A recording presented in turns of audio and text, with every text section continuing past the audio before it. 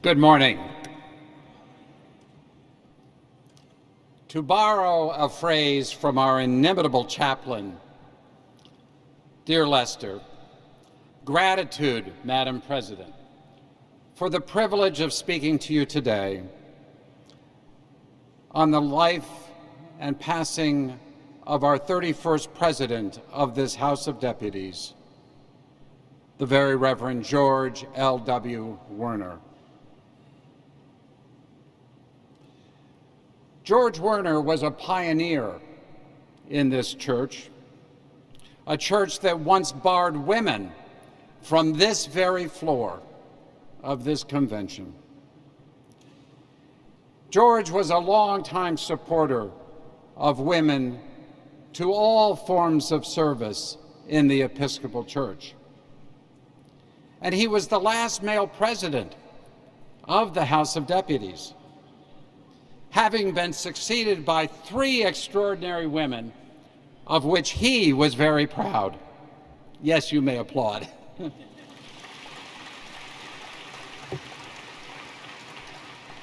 Madam President, do I have the right to say that? Thank you. George Werner was also extraordinarily proud of his work with young people. Our official youth presence, the Young Adult Festival, and other ways to engage young people in this House of Deputies. Indeed, to our official youth presence and the young folks here, we have our own very example from the deputation of Pittsburgh, the Diocese of Pittsburgh, of which I am a member. One of our young people 20-some years ago was befriended by the President of the House, George Werner. Today he is the chair of the deputation from the Diocese of Pittsburgh. I guarantee you some of those folks over there are going to be back here as chairs and members of this House officially in the years to come.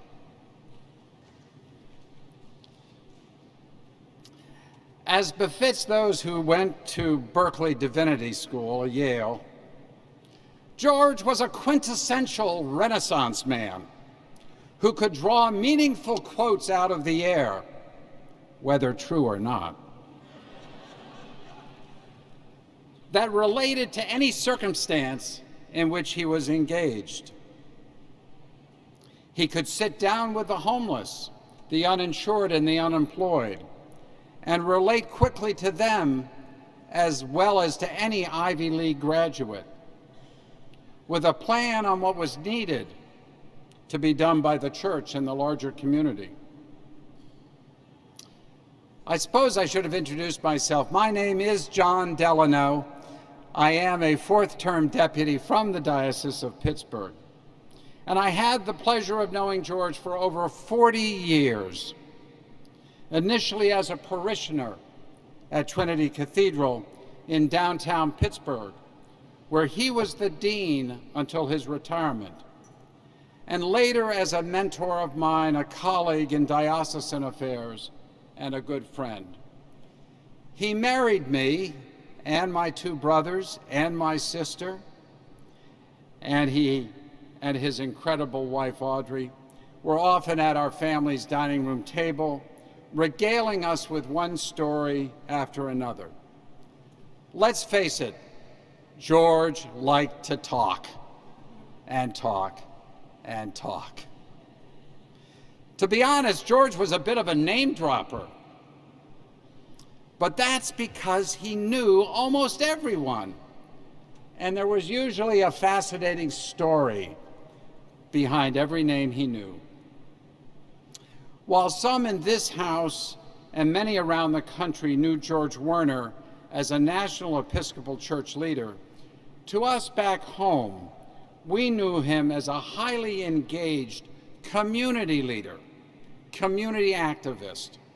He co-founded so many incredible initiatives, I can only touch on a few, like the Bethlehem Haven Shelter for Women, the Dollar Energy Fund to assess the poor, pay utility bills, the Unemployment Council of Southwestern Pennsylvania, to help those out of work, and the Pittsburgh Downtown Partnership that has helped revitalize downtown Pittsburgh. George was especially passionate about health care for all. He was a director of the UPMC health system, now the largest employer in the Commonwealth of Pennsylvania, an officer of St. Margaret's Memorial Hospital and chair of its foundation, and chair of the Oversight Board of Organ Transplant. I once got such an earful about organ transplants that I thought George was a medical doctor. He could talk. But it was George's commitment to our baptismal covenant to work for justice and respect the dignity of every human being that cost George Werner the presidency of this House of Deputies. You see, George recognized the civil rights of all, regardless of race, the long overdue recognition of women to all orders and positions. And decades ago, George embraced the full inclusion of LGBTQ+ people into the life of this church.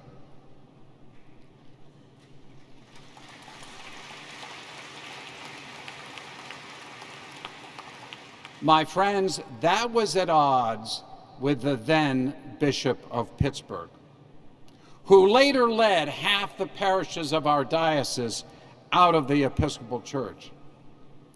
And George, having served as deputy from Pittsburgh for more than 2 decades, was denied re-election in 2004 as a deputy to this General Convention. That meant he could not run and serve a 3rd term as president of this House. My friends, George Werner was on the wrong side of his bishop, but he was on the right side of history.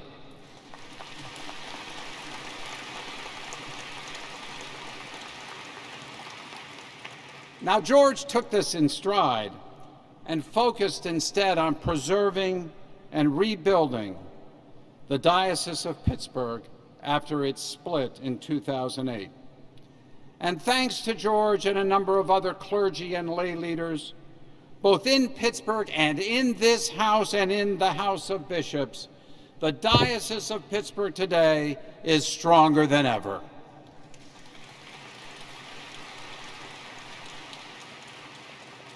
And of course, after his presidency, George had a little more time to work on his golf game. If you knew George, you knew that golf really came very close to rivaling his family and the Episcopal Church as first loves. Maybe that's no surprise. George was introduced to the Episcopal Church as a teenager by a fellow golf caddy buddy of his, who invited him to All Saints Episcopal Church in Bayside, Queens. In his last years, I was one of his many friends that exchanged Facebook posts with him. In late 2022, George Werner shared on Facebook, with the honesty so typical of him, quote, "I am sinking deeper into dementia." After hundreds of folks responded to that Facebook post, George had second thoughts, posting a comment, quote, "That came out a bit stronger than I had hoped. I am still playing golf." Of course, he was and probably still is playing golf, or more likely, he's caddying for Jesus. Of course, a few weeks before he passed, George posted his last message. Quote, "I have had a great ride," he said. And that he did. At age 85, a year ago last February, George Werner began his heavenly mission. For us here on earth and in this House of Deputies, George Werner set an example for us all. He was both a leader and a servant who understood the roles and importance of being both. His memory is certainly a blessing, and his many good works if not necessarily his golf game, inspire us all. Amen.